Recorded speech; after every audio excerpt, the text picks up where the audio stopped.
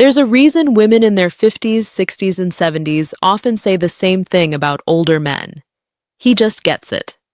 Not in a vague, romantic movie way, but in a real, lived-in way. He doesn't need everything explained twice. He doesn't panic when she's quiet. He doesn't take her bad mood personally. And it's not because he read a book on relationships or watched a video on female psychology. It's because he's lived long enough to actually learn the lessons that younger men are still stumbling through. Today, we're breaking down exactly why older men understand women better than younger men ever will, and what that understanding actually looks like in practice. Let's start with the most obvious one, but the one most men underestimate the value of. They've learned that women don't want to be fixed, they want to be heard. Younger men, generally speaking, are wired toward problem solving. A woman shares something that's bothering her, and the instinct is to jump straight into solutions. Fix the problem, end the conversation, move on. It comes from a good place, but it almost always lands wrong. Older men have usually learned this the hard way, often more than once. They've sat across from a wife, a girlfriend, a daughter, and offered a solution, only to be met with frustration instead of gratitude. Over enough years, and enough of those moments, something shifts. They stop trying to fix and start trying to understand. They learn to just listen, to ask, "Do you want advice or do you just want me to listen?" And to sit with her feelings instead of rushing past them toward a resolution. This single shift, from fixing to listening, is one of the most significant differences between how younger and older men engage with women, and it's almost entirely a product of time and repeated experience. They've learned that a woman's mood is rarely about them. This is one of the most freeing lessons a man can learn, and it usually only comes with age. A younger man tends to internalize everything. If she's quiet, he assumes he did something wrong. If she's short with him, he spirals into anxiety about what he might have said. This hypervigilance doesn't come from insecurity alone. It often comes from inexperience, from not yet knowing that people, all people, have bad days, tired days, and days where their mood has absolutely nothing to do with the person sitting next to them.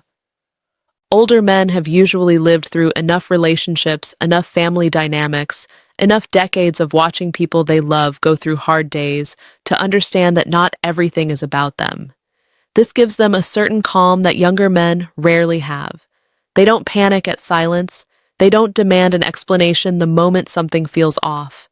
They give space, they stay steady, and more often than not, that steadiness is exactly what allows a woman to open up when she's ready rather than when she's being pressured to. They've learned the difference between confidence and control. This is a big one, and it's something that takes most men decades to fully understand. Younger men often confuse confidence with control, wanting to manage the relationship, direct the conversation, and steer outcomes toward what feels comfortable for them. It's not usually malicious. It often comes from insecurity dressed up as leadership. Older men, especially those who've been through a divorce, a difficult relationship, or simply decades of trial and error, tend to understand that real confidence looks like the opposite of control. It looks like being secure enough to let her have her own opinions, her own moods, her own independence, without needing to manage any of it. A confident older man doesn't need a woman to behave a certain way to feel secure in himself. That security was built over years, sometimes over painful years, and it's one of the most attractive qualities a man can bring into any relationship at any age. They've learned to communicate instead of assume. Younger relationships are often full of assumption. He assumes she knows he cares. She assumes he should know what she needs without being told. Neither person says much, and both people end up frustrated by things that were never actually communicated in the first place. Older men have usually learned, sometimes through relationships that failed specifically because of this, that assumption is one of the most destructive habits in any partnership. So they ask, they clarify, they say things out loud instead of expecting her to read their mind, and they've learned to ask her to do the same. This might sound simple, but it's a skill that takes years to build because it requires humility, the willingness to admit you don't automatically know what someone else is thinking or feeling. They've learned that respect matters more than romance. This doesn't mean older men have stopped being romantic. It means they've learned that romantic gestures without genuine respect underneath them are hollow. A younger man might focus heavily on the big gestures, the flowers, the surprises, the grand statements, without necessarily backing them up with the daily habits of respect, listening when she talks, valuing her opinions, treating her time and energy as equally important as his own. Older men, having usually lived through relationships where grand gestures weren't enough to cover for a lack of daily respect, tend to prioritize the smaller, steadier things. They remember details. They follow through on what they say. They treat her opinions as equally valid, even when they disagree. This kind of respect is quieter than romance, but it's far more durable, and it's something that simply takes years of relationship experience to fully learn to prioritize. They've learned patience because impatience cost them something once. Almost every older man has a story, whether he tells it or not, about a relationship that ended or nearly ended because he rushed something.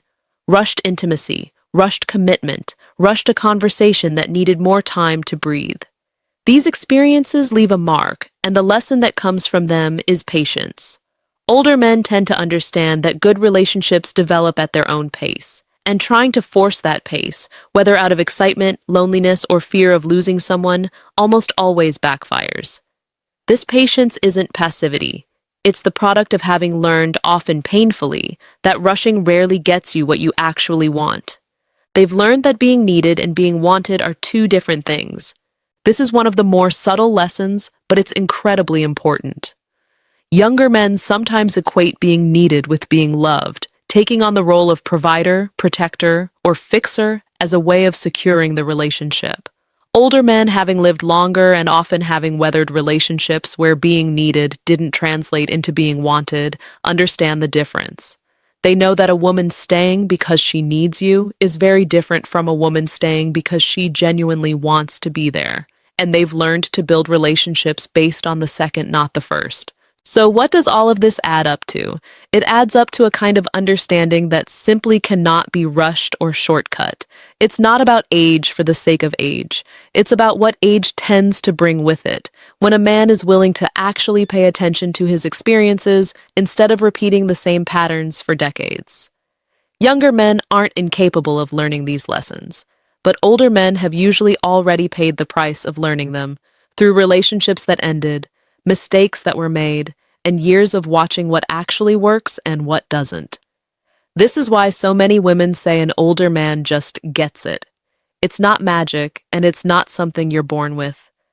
It's the accumulated result of decades spent listening, failing, adjusting, and slowly becoming the kind of man who understands that real connection isn't about romance or control or fixing every problem. It's about presence, patience, and respect, built one lived experience at a time.